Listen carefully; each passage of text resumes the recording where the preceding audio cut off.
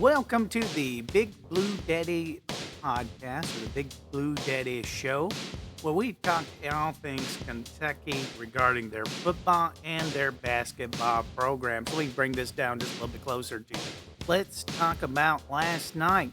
Kentucky finally broke through, and it wasn't pretty, but it was powerful. The Wildcats didn't just beat Auburn, they overworked them, they outworked them, 7 sacks, constant pressure, and a defensive performance that looked like something straight out of a 1990s SEC slugfest. After weeks of frustration, Mark Stoops' team finally looked like one that believed again.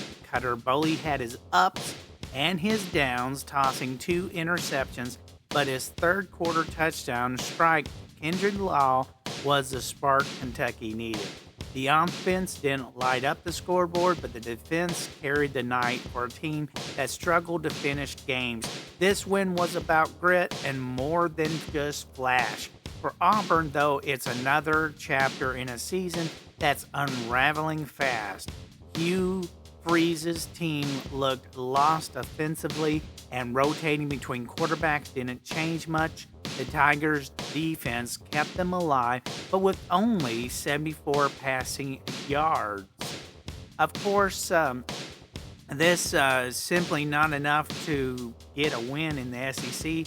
The frustration on the Plains is real, and Freeze's post-game comments show he feels the pressure mounting. This win may not erase Kentucky's earlier struggles, but it does something arguably more important. It restores belief, ending a losing streak and a snapping decades-long drought against Auburn is a statement, even if it came into a 10-3 grinder for Stoops and his players. This just wasn't a win on the scoreboard. It was a turning point in attitude and resilience. And we were talking about Hugh Freeze's quote from Taylor Corn, who said, "I wish I could ask for patience. I wish I could ask for patience, but that's not something people are willing to give in day and age. I just know we're so dang close." And I would have said this day. But what were we trying to say here? I don't disagree with Hugh Freeze. I really don't. Of course, college football is a money game, but with the transfer portal, letting players play immediately does cause some friction because it makes it easier for players to leave. Let's just be honest, and especially with NIL. So now that I've lost Dane Key on Kentucky's roster, going to bigger programs, or you lose Barry and Brown. All these players were significant for Kentucky to win, and they do not have these players anymore because of NIL and because of the transfer portal saying you guys can continue that. With the transfer portal having a wait time, it caused problems for players to say, well, I don't know if I want to transfer now because that means a whole year I have to sit out before I can play. Another issue, too, with the NIL, if you've got a bigger program that's going to get the better players, which they are, if they see 2 good players on Kentucky that are really good, they just pay them more. They go to that bigger program. So this has brought this up because I wanted to address this, because here's something I want to talk about. And I'm so excited and I'm happy for Kentucky's win. I'm not going to take anything from them. But here's the issue that Mark Stoops is dealing with, as we see a lot of these coaches being fired over the same reason. Let's talk about the real question, Big Blue Nation. All right, Big Blue Nation, let's talk about the real question hanging over this program right now. Can Mark Stoops keep this young group together? Can he convince these freshman guys like Cutter Boley to stick around and grow into something special next year? There are about 3 or 4 freshmen that are promising running backs, because let's be honest, that's the key to any kind of rebuild in today's college football. But here's the other side of it as well. Can Kentucky hit the transfer portal hard enough to bring in the right kind of talent to complement those freshmen.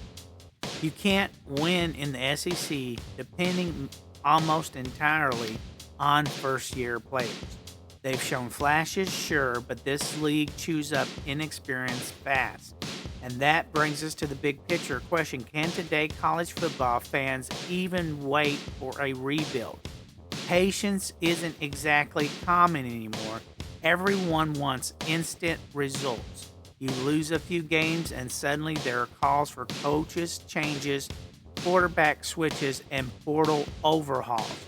So what do you think, Big Blue Nation? Should Stoops double down on developing these young guys, or is it time to go all in on the transfer portal to get this team back to the SEC relevance next season?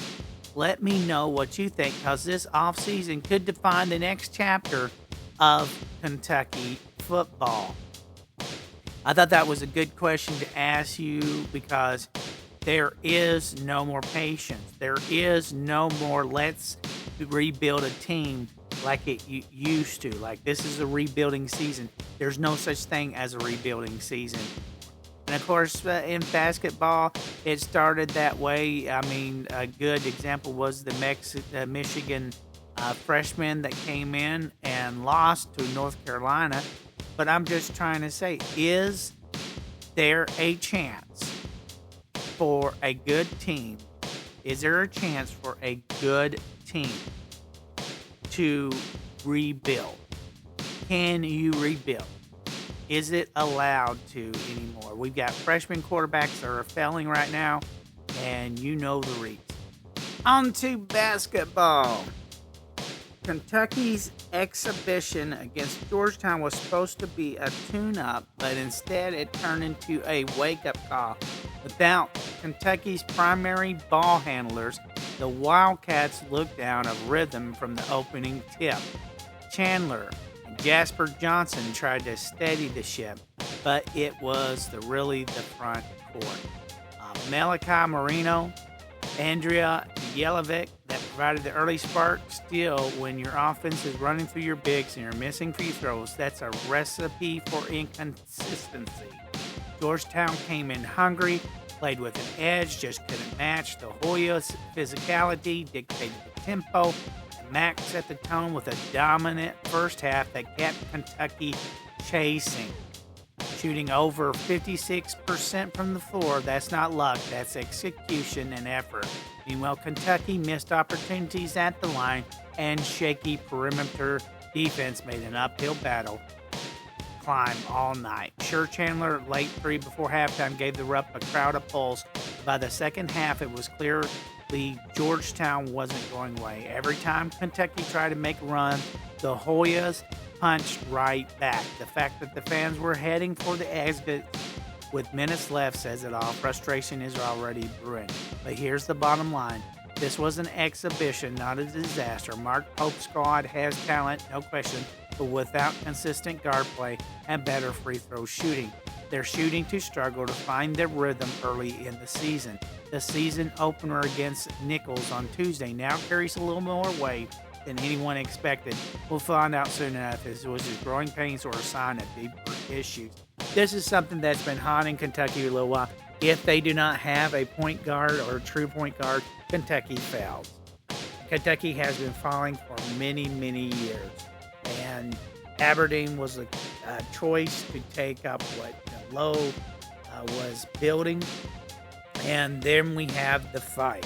Where is the fight in these guys? The strength is with Mo Diabate with 13 points.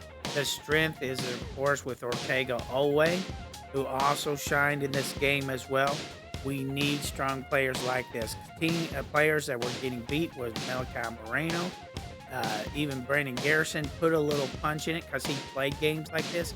Brandon Garrison's experience showed in this game, and then that he's going to have to step up as a leader of this team. He's going to have to step up hard, and he's going to have to step up strong.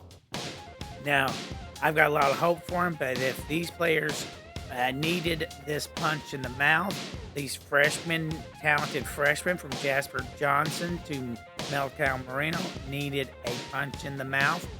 They needed to know what it's like to fight an experienced team, a strong team, and strength wins some of these ball games. Not all these ball games. Some of these ball games just require quickness and a little bit of slyness.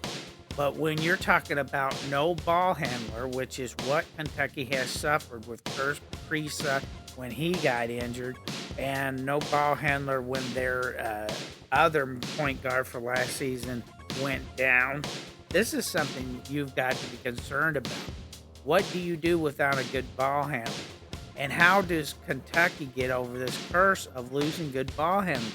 We had this situation when Shai Alexander went down in that season. And he comes back and they have a ball handler. There was just so many problems. You don't have a guy to carry that ball down court. You don't have a John Wall type player of somebody to get that ball down the court. And I think a lot of this is going to be of what's your role. You're going to have to sacrifice points. You're going to have to sacrifice a lot of things to be that ball handler. You're going to have to be smarter about carrying that ball and driving it inside. I think a lot of the injuries to the point guard nowadays in these big teams is because we've got a lot of driving on the inside. And you have to, even a quarterback slides in so that he doesn't get injured. A lot of the question goes in mind too, is it a lot of it to do with Kentucky's medics? Is it to do with Kentucky's people on the sideline? I mean, they have sidelined these point guards for many, many years with Kentucky, and then it has affected Kentucky's record. So that's a question that goes to my mind as well. I don't know what they're going to do, but they've got to have that position protected. They're going to have to think about something. They're going to have to prevent injuries on that guard situation, because if Kentucky doesn't have those guards, if it doesn't have that Jalen Lowe or the Aberdeen type guards carrying that ball, Kentucky is not going to be that dominant team. I mean, because you've got to have those guys draw away from those big guys like Malachi and Moreno, or from Brandon Garrison, and drive away from those guys, or even the power, even affected the playing of Trent Noah, who just looked pathetic during that Georgetown game. He was beat on every level. Colin Chandler looked ugly in his shots. Everything was just not melding. It was not molding together to have a unit. And that's what the issue that you're dealing with. If you've got to have a point guard, you've got to have a good leader. Jalen Lowe, is he that kind of leader? We need to find out. And can he prevent himself from getting injured this year so that they can go and win a title? And he needs to think about protecting himself. He doesn't have to shoot every shot. He's not on the Pitt team. There are players that can finish, and he's going to have to find those players. But he's also going to have to protect himself from being injured. And then if Kentucky's going to have to step up and preventing that injury, is there a player that can step up to take away from the pressure from the guard, from that point guard position? We've had some perfect point guards in the history of this team, and I tell you, without that perfect point guard, you don't have a winning championship team. And folks, you guys, thank you for liking, subscribing, and sharing. You guys have a wonderful day, and I want to thank you for listening to the Big Blue Daddy Show.